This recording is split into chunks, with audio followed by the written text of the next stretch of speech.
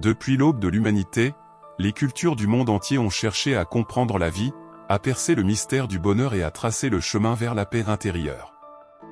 À travers ces diverses traditions, une sagesse commune émerge, le bonheur est plus qu'un simple état d'être. Il est un chemin, une façon de vivre chaque instant. Dans la sagesse bouddhiste, le bonheur n'est pas une destination à atteindre, mais une manière de marcher sur le chemin de la vie.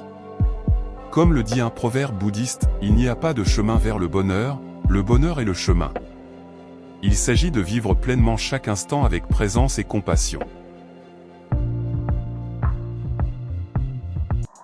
Les stoïciens de la Rome antique voyaient le bonheur non pas dans les circonstances extérieures, mais dans la qualité de nos pensées. Marc Aurèle disait, « Le bonheur de ta vie dépend de la qualité de tes pensées ». Ainsi, nous apprenons à façonner notre esprit pour créer la paix intérieure, quelles que soient les épreuves de la vie. En Chine ancienne, Confucius enseignait que le bonheur réside dans l'harmonie avec les autres. Le bonheur est de se connaître soi-même et de respecter autrui, disait-il. Cette connaissance de soi et ce respect des autres créent des relations fondées sur la bienveillance et l'équilibre. Dans la mystique soufie, la connaissance de soi est essentielle pour atteindre le bonheur véritable. Comme le disait Rumi, celui qui se connaît, connaît Dieu.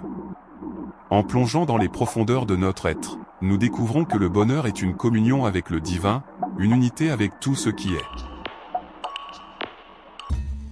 Les enseignements hindous nous rappellent que la paix intérieure est la clé du bonheur.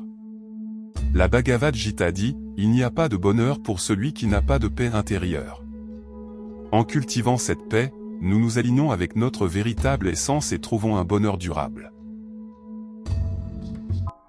Les anciens philosophes grecs voyaient le bonheur comme l'accomplissement de notre potentiel humain. Aristote disait, « Le bonheur est le sens et le but de la vie ».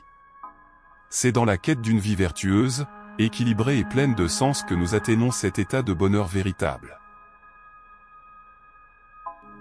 Le taoïsme, avec sa sagesse profonde, nous enseigne la simplicité. Lao Tse disait, « Celui qui connaît le contentement est riche ». En embrassant la simplicité et en vivant en harmonie avec le Tao, le flux naturel de la vie, nous découvrons une paix qui transcende les désirs matériels. Pour les peuples autochtones d'Amérique, la nature est notre guide. Un ancien proverbe cherokee dit, « Tout ce qui est sur terre a un but, chaque maladie une herbe pour la guérir, et chaque personne une mission. » En respectant la terre et en vivant en harmonie avec elle, nous trouvons notre place dans le monde et accomplissons notre mission. En Afrique, la philosophie de l'Ubuntu nous rappelle que nous sommes liés les uns aux autres. « Je suis parce que nous sommes », dit un proverbe Ubuntu. Le bonheur ne se trouve pas dans l'isolement, mais dans la communauté, dans les liens que nous créons et que nous nourrissons. Dans la tradition judéo-chrétienne, le bonheur est souvent associé à la justice et à l'amour.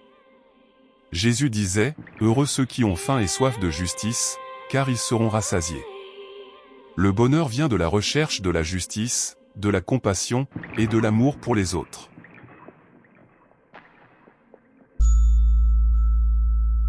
À travers ces enseignements issus des quatre coins du monde, une vérité simple et profonde émerge, le bonheur est un chemin que l'on parcourt à chaque instant.